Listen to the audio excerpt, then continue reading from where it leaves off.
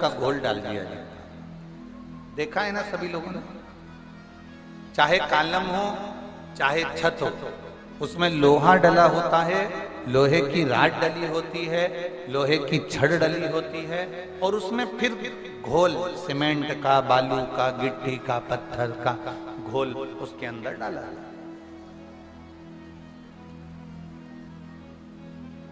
अब मान लो वो छत डाली, वो कॉलम तैयार करा, वो छत डाली और छत में लोहा दिख रहा,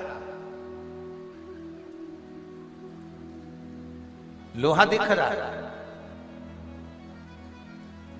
अगर वो लोहा दिख रहा है तो छत सही डली है क्या? जम के बोलो जरा।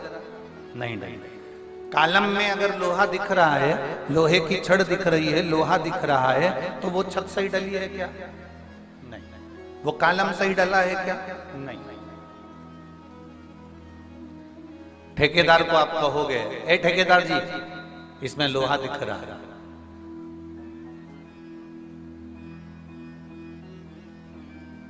ठेकेदार जी इसमें लोहा दिख रहा है। ठेकेदार जी बोले तुमसे कि इसको दिखने दो, इससे होगा क्या? तुम्हारी छत तो बढ़िया डल गई ना। नहीं नहीं नहीं नहीं, लोहा दिख रहा है, इसमें लोहे की राड दिख रही है, लोहे की छड़ दिख रही है, मतलब ये छत सही डली नहीं है। अगर ये लोहा दिख रहा है तो इसमें हवा लगेगी, पानी लगेगा, और इसमें जंग लग जाएगा, काई लग जाएगी, और ये छत एक ना एक दिन नीचे गिर जाएगी। बोलो सही है ना दीजिए? जम के तो बोलो जरा, सही है। अगर उस छत में लोहा दिख रहा है, उस कॉलम में अगर लोहा दिख रहा है, उस बिन में अगर लोहा दिख रहा है, और वो दिख रहा है, तो एक ना एक दिन उसमें जंग लगेगी।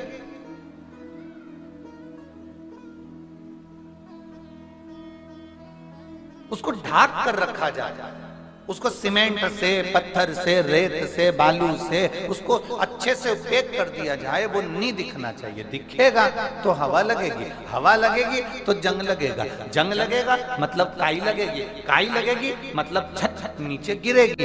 ये पक्का है। मतलब कॉलम बेकार डल गया, बीम बेकार डल गया, वो नीचे गिरेगा। उसी तरह जैसे लोहे की छत को ढका हुआ होना चाहिए, कहीं वो थोड़ी सी भी अगर वो लोहे की छड़ दिखेगी तो उसमें काई लग जाएगी, जंग लग जाएगी, और जंग लग जाएगी तो वो सड़ जाएगी, बेकार हो जाएगा। उसी तरह शिव महापुराण की कथा कहती है, मनुष्य का जो आत्मा है, मनुष्य का जो हृदय है, मनुष्य की जो मन है, मनुष्य का जो हृदय है, चित्त है, वृत्ति है, ये विश्वास से, शंकर भगवान की अविरल श्रद्धा से, भगवान शंकर के विश्वास से, भगवान शंकर के भरोसे से, भगवान शंकर की दृढ़ता से वो तुम्हारी चित्त, तुम्हारी वृत्ति, तुम्हारा मन ढका हुआ होगा तो एक बार परमात्मा मिलेगा जरूर। वो छत मजबूत की मजबूत ही बनी,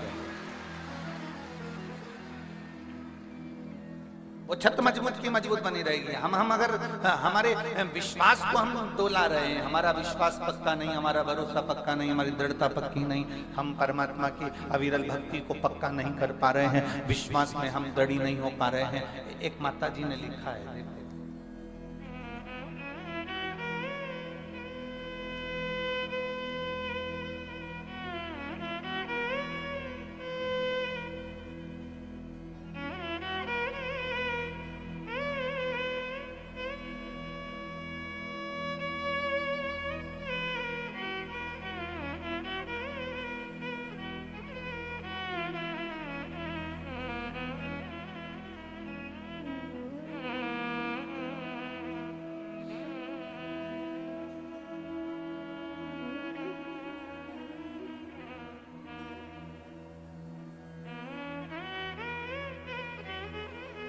पत्र तुम्हारे हैं, लिखने वाले तुम हो, आप लिख कर देते हो, हम पढ़ लेते हैं।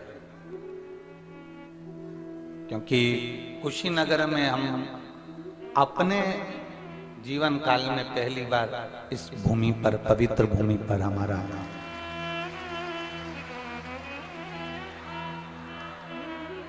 अमित कुमार श्रीवास्तव, बेरीवा, गांधीनगर, जनपद बस्ती, उत्तर प्रदेश। मेरा मोबाइल नंबर ये है, कहीं बैठे हो तो हाथ हिला सकते हैं। आप ही हैं? एक बार हाथ हिला दीजिए। श्री शिवाय नमस्तुभ्यम। आ जाइए, एक बेलपत्र ले जाइए। आ जाओ, आ जाओ। गुरुदेव, हमारी पत्नी को एक गंभीर बीमारी हो गई थी। उसके शरीर में एक बहुत बड़ी गांठ हो गई। डॉक्टर के हिसाब से वो गांठ ठीक नहीं है, उसका ऑपरेशन करना है और जांच के लिए भेजना है। हमारा पूरा घर परेशान हो गया, हम करें तो करें क्या। हमारी बहन आपकी कथा लगातार सुनती है। हमने आज तक आप पर भरोसा नहीं करा था, विश्वास नहीं किया था और आपकी कथा कभी नहीं सुनी थी। कई लोगों के मुंह से जरूर सुना था कि सीहोर वाला महाराज कथा बाजता है और उस कथा को अगर कोई दिल से सुनता है तो उसका रोग, उसकी बीमारी, उसकी तकलीफें दूर होती है। पर हमने भरोसा नहीं करा कि कथा सुनने से लोगों की बीमारी ठीक हो सकती है। आपने उसी कथा में एक बार हम सुन रहे थे और उसमें पीली सरसों का आपने उपाय बताया। जिस पीली सरसों के उपाय को हमने किया, हमने सोचा 5 रुपए के सरसों से क्या भगवान खुश हो सकते हैं? गुरुदेव, हम जिस क्षेत्र में रहते हैं वहां पर हमारा भरोसा करना बहुत कठिन है, क्योंकि लोग हमसे कहते हैं भगवान कोई नहीं होता। पर क्या 5 रुपए की सरसों से बड़े से बड़ा रोग ठीक हो सकता है? आपने एक बार कथा में कह दिया था कि थोड़ी सी सरसों लेकर उसको शिव को समर्पित कर कर अग्नि का स्मरण कराए। वो हमने किया। और दूसरी बार मेरी पत्नी का वापिस अल्ट्रासाउंड कराया गया। जब वापिस हम अल्ट्रासाउंड कराने के लिए गए तो डॉक्टर ने कह दिया तुम्हारी पत्नी के जो गठान थी वो पूरी गल चुकी है और अब तुम्हारी पत्नी ठीक हो चुकी है। इसको कोई ऑपरेशन की जरूरत नहीं है और इसके गांठ भी नहीं बची जिसको हम मुंबई जांच के लिए भेजें। गुरुदेव, मैं बाबा को नमन करने के लिए आया हूं। मेरे 2021 में मैं बाबा के सीहोर कुबेरेश्वर धाम पर भी होकर आ गया, क्योंकि मेरी पत्नी को बाबा ने अच्छा कर दिया, इसलिए मैं बाबा को नमन करने आया।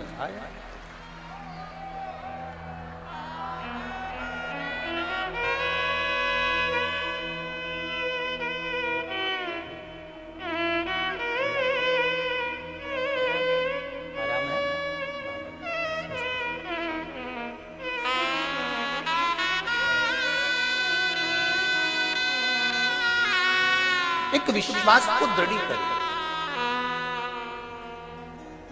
एक भरोसे को दृढ़ करें। छत में डली हुई लोहे की राड, छत में डली हुई लोहे की छड़, बीम में डली हुई लोहे की छड़ अगर दिखेगी तो उसमें जंग लगेगी।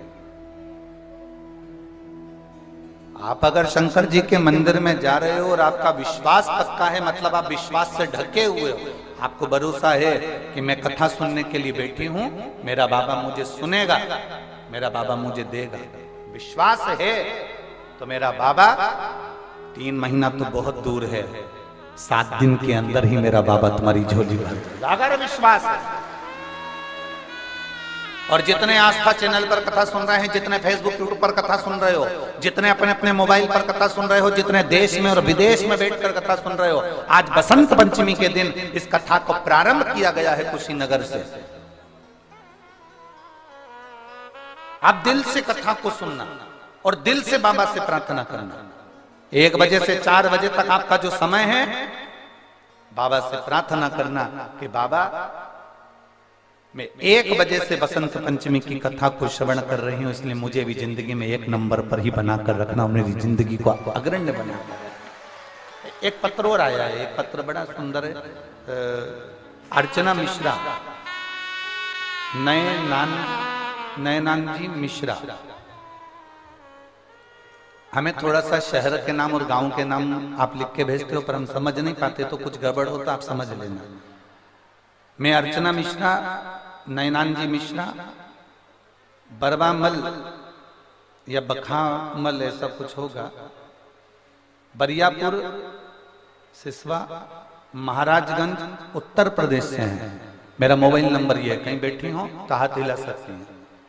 आप ही हैं? श्री शिवाय नमस्तुभ्यम। आ जाओ, एक बेलपत्र ले जाओ, आ जाइए। मैं अर्चना मिश्रा, पत्नी नमनानंद जी मिश्रा, बरवा किला, सिसवा, महाराजगंज, गोरखपुर, उत्तर प्रदेश से हूं।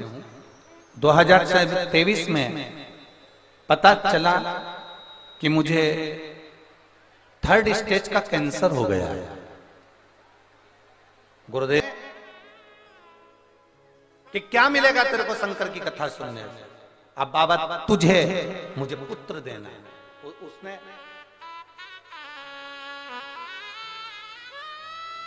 अपने बेटे को, उसने पुत्र की कामना कर और टीवी के सामने बैठकर कथा सुनी, केवल टीवी के सामने। उसका नाम है पुष्पा देवी, पति गौतम शर्मा, जिला गोपालगंज की रहने वाली है। मेरा नंबर ये, कहीं बैठी हो तो हाथ हिला सकती हैं। आप ही हैं?